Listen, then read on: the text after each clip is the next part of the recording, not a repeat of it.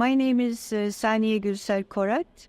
I am the founder of No Bias AI question mark, which is a think tank addressing bias in AI, along with providing a platform to discuss the way forward in AI.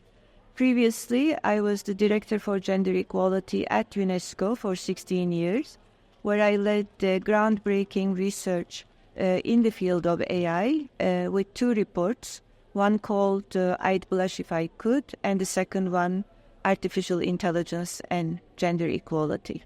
AI is a technology, and what we have to remember is that technology is something that is produced by human beings. It's not something that comes to us from the sky.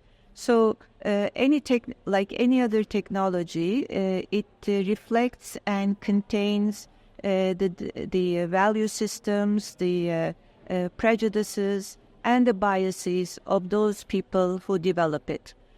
Currently, in the AI field, we know that almost 90% of the technical teams that work on the development of AI, but also of AI applications and services, are young men aged 18 to 30, mostly from the economic north countries, mostly educated in similar environments. So what we get as a result, as a product, as services, is a system that contains and reflects, but also sometimes exacerbates the values and the biases that they put into the systems which make up AI.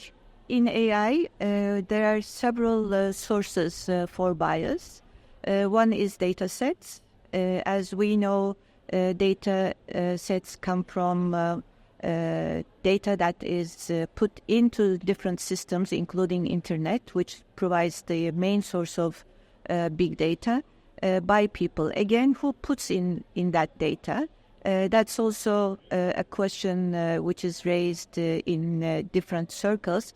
But we know for a fact that most of the data that we can scrape from the internet is data about middle-aged men, again, from the economic north countries, because those are the people who are active in the system, who have access to the systems, and who put in data that we use. We can also curate data, but curated data has its own problems and has its own prejudices and value systems. I won't go into the detail of curated data because it can be very specific, but let me give you just one example from the data scraped from the internet.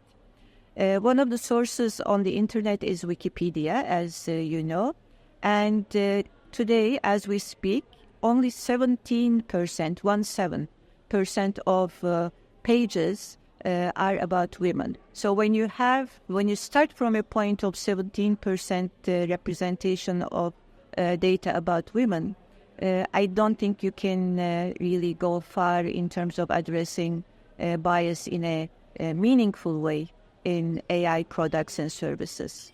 One of my first reports that I produced while at UNESCO, I'd Blush If I Could, was about gender bias in voice assistants. And we looked at Siri, Alexa, Cortana, and Google Assistant. The finding was that because of the gender bias coded into the voice assistants, we were faced with a situation where especially children and especially young boys who were growing up in contexts where these voice assistants were used, were starting to believe that they have to talk to their mothers, sisters, female caregivers, women in general in their lives in a very loud voice with a very commanding and almost nasty tone. And they thought that this is how one talks to women in general, because you have to talk with a very loud voice and with a very clear accent and with a very specific command or order to communicate with Alexa or Siri. So this was the effect on young boys, and the effect on young girls was that they were starting to believe that they have to be very accommodating, very polite, very soft when they reacted to different comments about their looks, about their behavior, about their attitude. So we were really alarmed at UNESCO with the results of our research, which showed that we were about to raise a generation of young boys and young girls who thought that speaking to women was in a rude way with a loud voice was a normal behavior, and for girls to think that they have to be pliant and accommodating even when faced with abuse. I think that because of the societies that we live in, and unfortunately we don't have any country in the world today which has reached full gender equality, it's possible to remove especially gender bias completely in the current AI paradigm, which is data-driven machine learning. As we mentioned before, bias comes from data sets. It also comes from the algorithms that young men write, and it comes from the coded information, coded knowledge that goes into artificial intelligence. So I'm thinking more about the future of AI and what we can aim for, what we can hope for in the next paradigm that would move us away from data-driven machine learning to what I would call knowledge-based machine reasoning. And that's the focus of my work at No Bias AI ? The think tank I founded.